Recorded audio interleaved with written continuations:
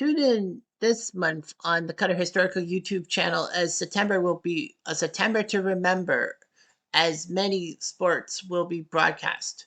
Baseball, we have the OTP Legends League Season 4 alongside PC Replay Baseball at times. It's the pennant stretch. Above the Rim College Hoops, the 64 best teams through the 16 tournaments that I pre-done will be set up, and a tournament winner must be held. Second and 10 PC football, as college football on Saturday and NFL on Sunday. 128 team single elimination battles will commence. Stone Cold Hockey, we will talk about the 1981-82 season set and a playthrough there. Cutter top 10 sports videos on major sports, baseball, basketball, football, hockey, and a few others. ASG Golf goes Canadian as all four tours head to Glen Abbey in Oakville for weekend battles. NHL 94 Emulator mods, as ROMs will be set up of different national teams and different NHL formats. Of course, chat about boxing. We'll have a grand tournament of winners from Legends of Boxing and much, much more. It's the Cutter Historical YouTube channel for September. Don't miss it. And now back to your feature presentation. Hey there, Heather. Ho there, it's Jeff Cutter down. Welcome you to yet another Cutter Top 10 Sports video. And today I'm rocking this t-shirt for the first time. The Toronto Indycar. That's right. I'm rocking the Toronto Indycar shirt because I'm going to be talking about the Indycar circuit. You know, it's a race circuit that's not like NASCAR. Doesn't really have the popularity of NASCAR, but it really was open wheel racing at its best. NASCAR is not open wheel racing because they're fixed cars, but open wheel is like you don't have as much protection. All that, but yeah, everyone knows about the Indy 500. Everyone knows about how good Indy cars can be.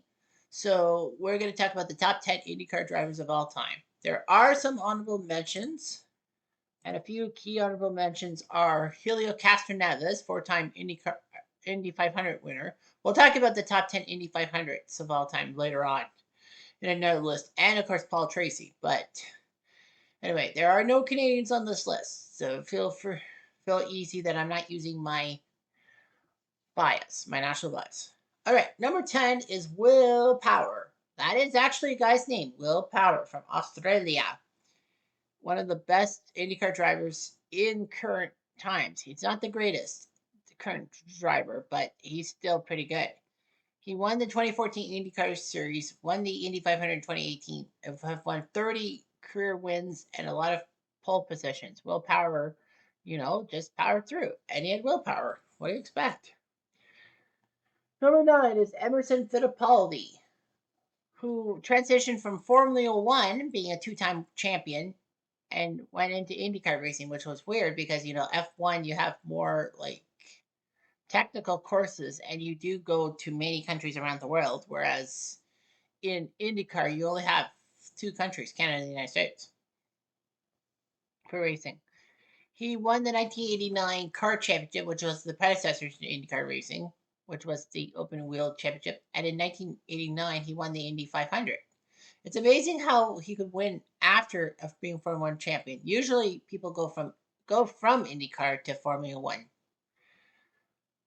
Nevertheless, it was a hard pressed thing to worry about. But yeah, Emerson Fittipaldi was good. His second Indy 500 win in 1993 was controversial, not for what he did during the race, which he won easily. It's for what happened after the race, and he refused to drink the celebratory milk. He wanted to drink orange juice because of his orange groves and all that, but the fans were pissed off. He did drink the milk, but technically he wanted the orange juice first, which is kind of stupid. Because the Indy 500, you don't refuse the milk because fans will be on you like glue. But nevertheless, he did it. Number 8 is Johnny Rutherford, who was a dominant force throughout the 70s and early 80s. He almost won the 1985 Montreal Molson Grand Prix, but didn't do so well. But anyway, he won the Indy 500 three times, 74, 76, and 80. It was huge. He had strategic brilliance, smooth driving, and an ability to adapt to changing race conditions.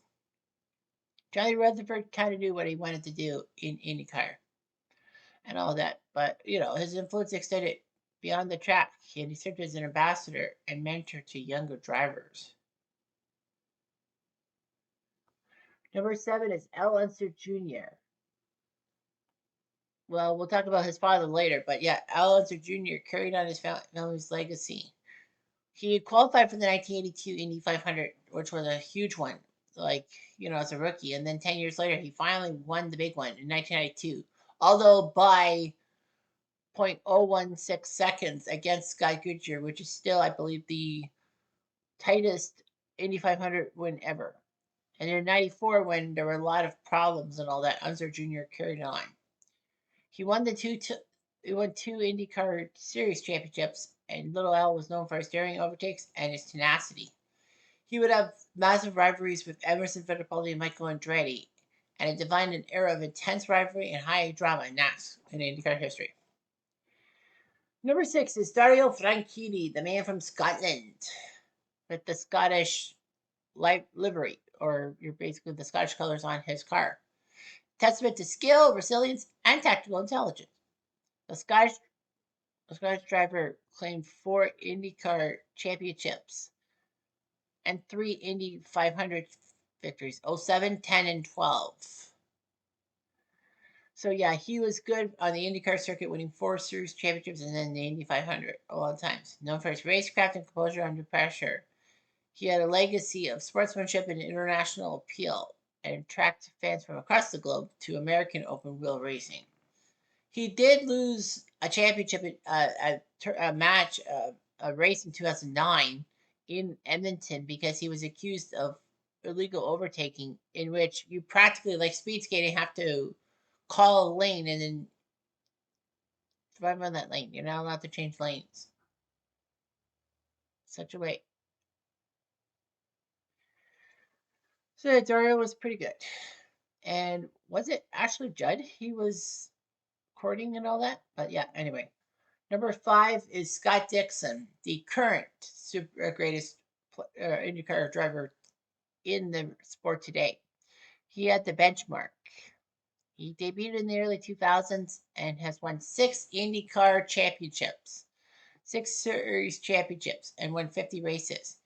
He had consistency, adaptability, and mechanical empathy that set him apart in an era defined by parity and technological change. The New Zealander's ability to win on any type of circuit, his relentless pursuit of perfection placed him firmly among the all-time greats. So he knew he could win on the road circuits or the circular circuits and all that. Scotty Dixon's the picture perfect thing and all that. And of course, he has the rivalry of power because New Zealand and Australia always rivals. Number 4 is Al Unser Sr. He had consistency and won 4 Indy 500s between in 1970, 71, 78, and 1987, winning 3 kart championships as well. So yeah, it's weird how he had a 7-year gap between a second and third Indy 500 win, and then a 9-year gap between 3 and 4. Known for his smooth driving style and ability to manage races, Unser excelled in long distance events, saving his car and tires for a late race surge. Anyway, he knew what he could do. Yeah, long distance events like the 500s and all that. The patriarch of the Unser racing dynasty, his career is a study in longevity and quiet excellence. Number 3 is Mario Andretti. I know Michael Andretti should be in the top 10, but he's not. But anyway, Mario is synonymous with racing excellence.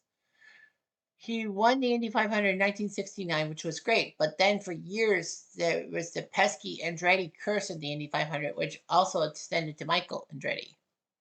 He had relentless speed, versatility, and a hunger for victory across multiple disciplines. Mario would go on to race in 1978 and won the Formula One championship. Unfortunately, that was the year in which Ronnie Pearson died at the Italian Grand Prix because of some stupidity. But anyway, he did win the kart racing season titles in 84 and 85 and won 52 IndyCar races. Its influence transcended the sport. Its legacy endures through his family's multi-general involvement in racing, and also many guest appearances on Tool Time, Home Improvement. Number two is Rick Mears. Few drivers have demonstrated the mastery of the Indy 500 like Rick Mears.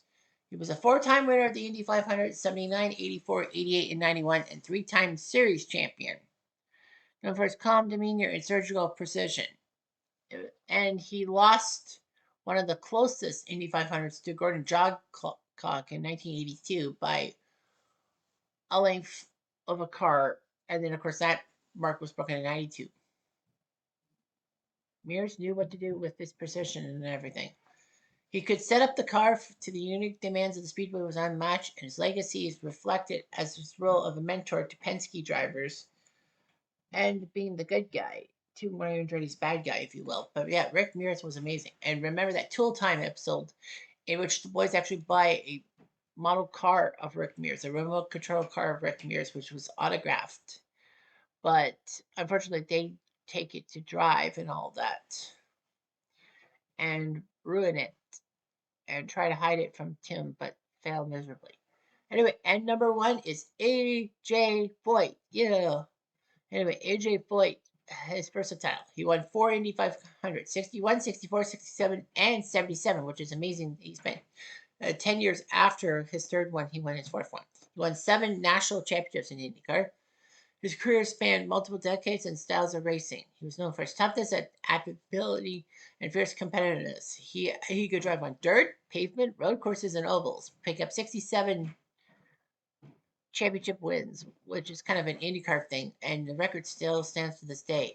He's a coincidental IndyCar legend, and we all love him for it. Anyway, I'm Jeff Diamond. Adieu.